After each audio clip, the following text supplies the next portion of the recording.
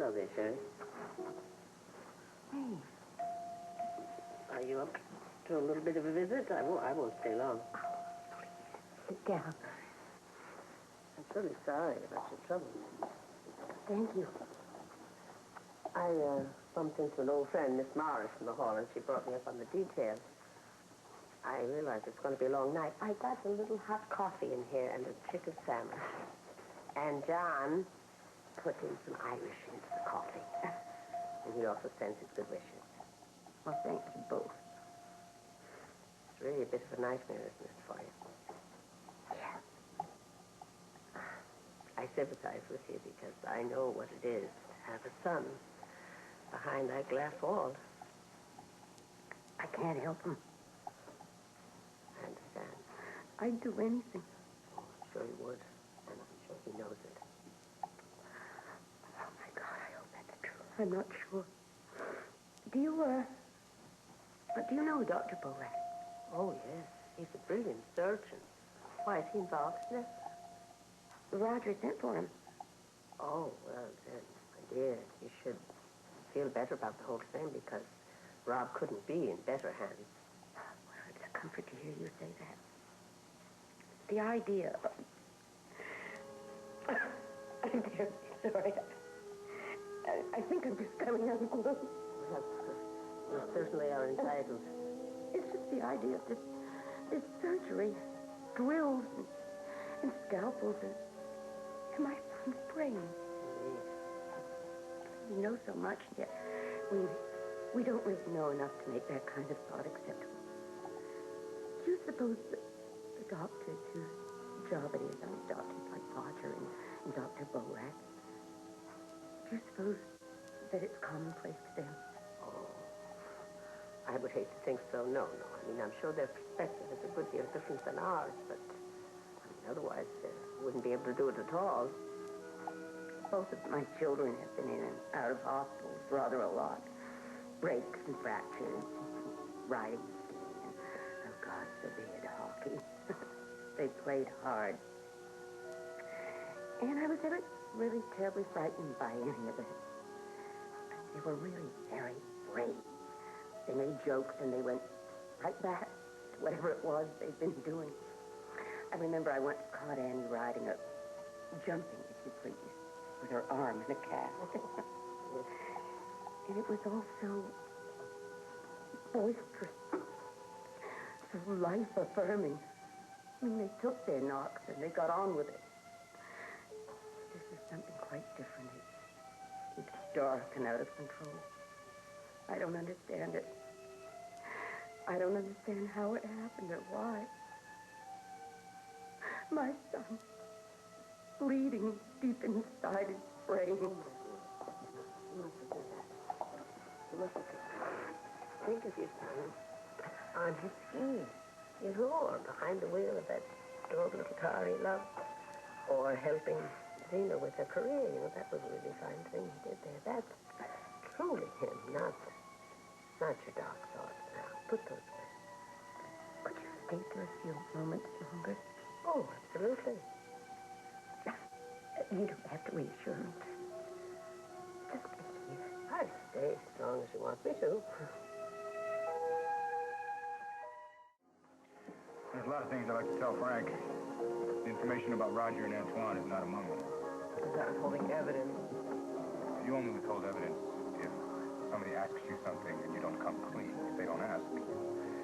And we shouldn't feel compelled to blurt out everything we know to the DA anyway, even if it is your brother, Frank.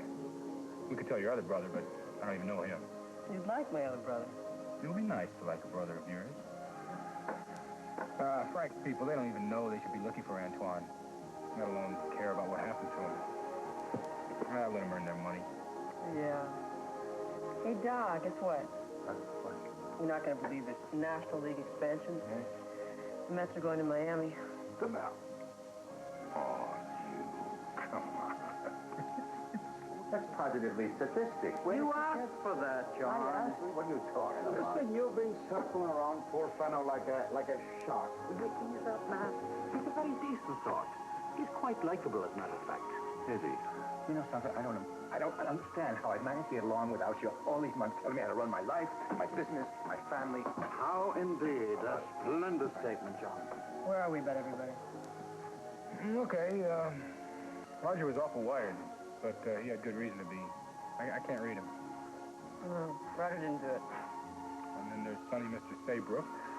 I think he's capable of mayhem. Yeah, aren't we all?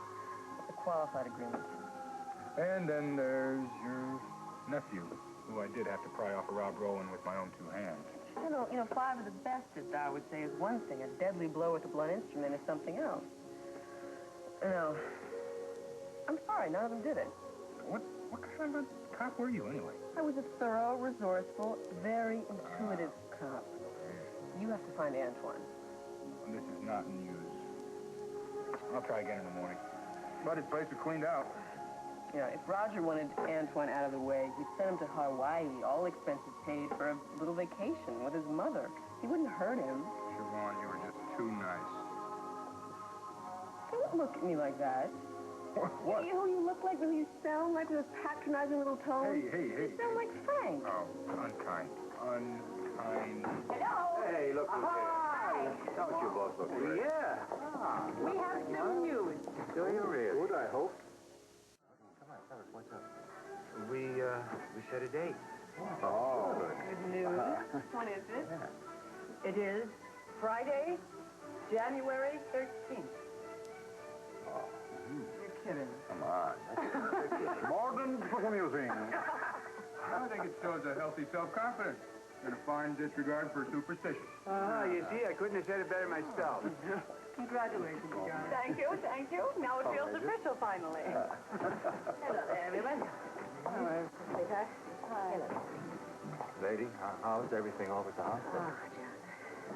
No words to express how sorry I feel for that woman.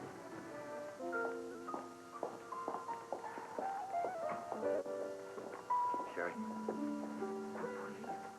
Please have something good to tell me. I'm sorry, Sherry, but I don't. Rob's condition is deteriorating by the minute. The CAT scan confirmed that he does have intracranial bleeding. Oh, no. So, what now? Excuse me, doctor. You have a telephone call. It's Dr. Bolak. All right. Excuse me, Sherry. Hello, Seneca. Where are you? Hello again, Roger. I'm still in Maribel. I'm afraid there's a storm moving through Montreal. The airport's snowed in. How's the situation down there? It's bad, and it's getting worse. How soon can you get out of there? Who knows? They say it's going to be at least an hour before they start even limited operations. Terrific.